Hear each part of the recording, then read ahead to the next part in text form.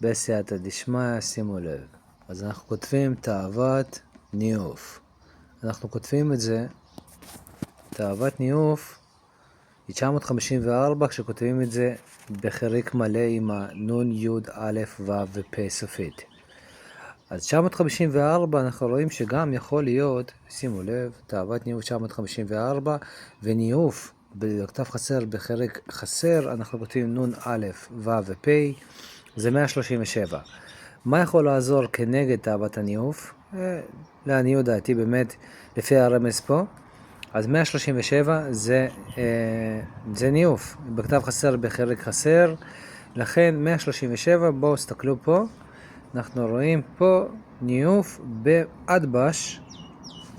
באדבש שלו, שאנחנו מחליפים את האדבש של ניאוף, בעצם נון מתחלף בתת, א' בתף, ו' בפ' ופ' בו', אז מקבלים 495. זוכרים את מה שהיה לפני זה? 945, כן? אז פה יצא 495. 495 אותו מספר, שימו לב 495, ומוסיפים תאוות ניאוף בכתב מלא, ניאוף שווה 495 פה, ופה, שנייה אחת, ופה אנחנו מקבלים 954. אז 495 ו-954, אותם ספרות בסדר שונה. אוקיי, אז אם אנחנו מתעסקים פה בעניין הזה, אנחנו עוסקים ברמז, כן? אז אנחנו רואים שמחשבון, לוקחים 495 לחלק על 2, בעצם ניאוף לחלק על 2 שווה 247. 247 זה רמז, רש מם זין, וה-A שמוסיפים פה, ה-A של, כן, ה-A, בעצם הרמז. אז 247. אז הרמז כן מסוגל, כן להמתיק את העניין הזה.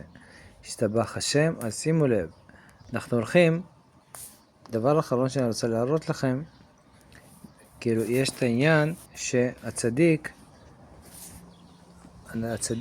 הוא נזהר בעניין הניאוף, כן? בחינת צדיק האמת, צדיקי האמת הם בחינת הקשת, בחרבי ובקשתי, וקודם כל אם אנחנו לוקחים ניאוף, שימו לב, ניאוף אנחנו מקבלים 137 ברגיל, 137 זה קוף למד זין, שזה אחד מתיקון הכללי, אחד מהפרקים מקפיטל תהילים, התיקון הכללי, קוף למד זין, שזה גם מצוי שם, מסתתר שם העניין של על נהרות בבל, כן, וגם אם ישכחך ירושלים, שנאמר בחופה של החתן והכלה. אז השתבח, אז כאילו להיזהר מניאוף, כמובן זה מוביל לנחת ולאהבה ושלמות, וכמובן לזיווג הגון ואמיתי, ולהיזהר כמובן מהעניין של הניאוף, וגם שימו לב דבר אחרון, שאנחנו רואים אז ניאוף, כן, שאנחנו מחשבים את זה באדבש, בחילופי אותיות בקבלה של האדבש, קודם כל 137 זה גם גימטריה קבלה, אז כן, לימודי קבלה גם עניין צריך להיזהר בעניין הזה, שלהיות טהור וקדוש ולהתעסק בחוכמה העליונה, בנחת, בטהרה ובקדושה. אז ניאוף זה 495 בגימטריה של האדבש, כבר למדנו את האדבש, למי שמבין מבין. אז 495, שימו לב איפה זה נמצא, הנה אנחנו עושים פשוט את המילה, את האות צדיק, אנחנו עושים את האות צדיק, ואנחנו עושים את בעצם, שנייה אחת אני אברר את העניין הזה, אנחנו עושים את זה בקדמי, שנייה אחת, כן, בקדמי זה 495, אז הצדיק היא בחינת הימנעות מהניאוף, כן, בחינת העניין הזה, שאם אנחנו שמים לב שיש עניין רבי נחמן, כן, אז למדנו שצדיק הגימטריה הקדמי שלו זה 495, מה זה קדמי?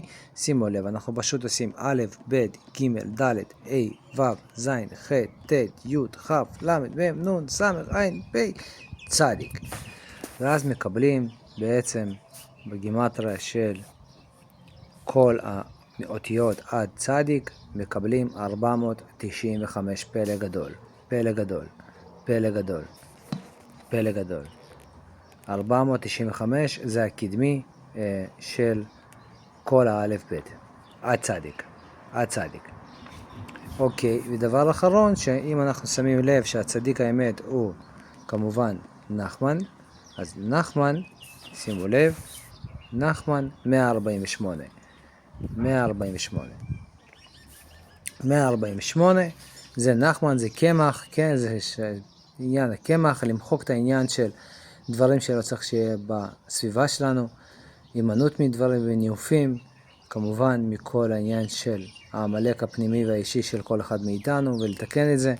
אז נחמן 148, ובעצם ניוף, אנחנו כותבים יחד עם החריק המלא עם הנון יוד, ביחד אנחנו מקבלים 147, ומוסיפים את הכולל. מה זה כולל? מוסיפים את הספרה אחת, את האלף, מקבלים 148, בעצם נחמן בניוף עם הכולל שווה נחמן. והצדיק נזהר בעניין הזה, וכמובן מדבר בעניין תיקון הכללי שתיקון היסוד. השתבח השם. זהו, אני חושב שעד כאן. אז תיקון הכללי 137 קלז יכול לעזור, כן? גימטריה קבלה קלז, גימטריה ניאוף בעצם, שמתקן את העניין הזה, מוביל לנחת, ומוביל לשלמות המידות. השתבח השם. שיהיה לי טהרה וקדושה, ולתיקון העולם אמן. השתבח השם.